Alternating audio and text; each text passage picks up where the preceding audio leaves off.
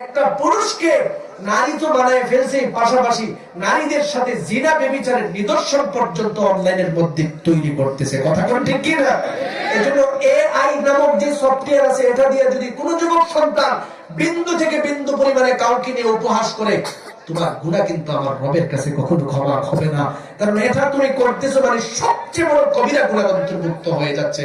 আমার রব স্পষ্ট ঘোষণা প্রদান করেছেন সূরা হুজুরাত 11 নম্বর আয়াতের মধ্যে। তুমি তাকায় দেখো, আমার আল্লাহ তোমার এই জাতীয় কাজগুলোকে সামনে রেখে যেন তোমাকে বলতেছে, বান্দা রে, মানুষ মানুষকে নিয়ে, পুরুষ পুরুষকে নিয়ে, নারী নারীকে নিয়ে কখনো উপহাস করবে না।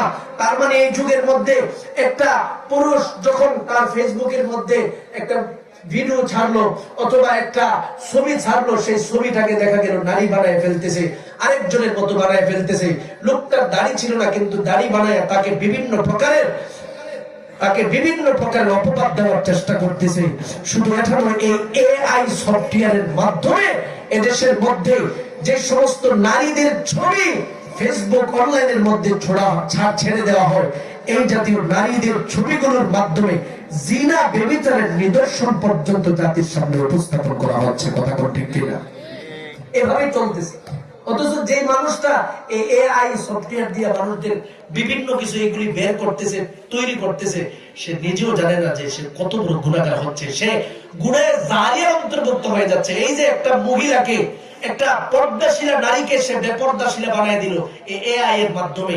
সাথে সাথে সে বেপর্দাশীলা নারী বানায়া ভিডিওটা প্রচার করলো। ভিডিওটা যতদিন পর্যন্ত থাকবে ততদিন পর্যন্ত তার আমলনামার মধ্যে মাসিয়তে কাবায়ের কবিরা গুনাহ লিপিবদ্ধ হতেই থাকবে। নাউজুবিল্লাহ বলে। আমরা বুঝি না, এআই দিয়া মানুষের জীবন ধ্বংস করে দিতেছে। এআই এর মাধ্যমে দেখা যাইতেছে একজন নেতা একটা বক্তব্য দিছে, এই বক্তব্যটাকে উল্টা পাল্টা সাজায়া মানুষদের মধ্যে বিভ্রান্ত সৃষ্টি করতেছে।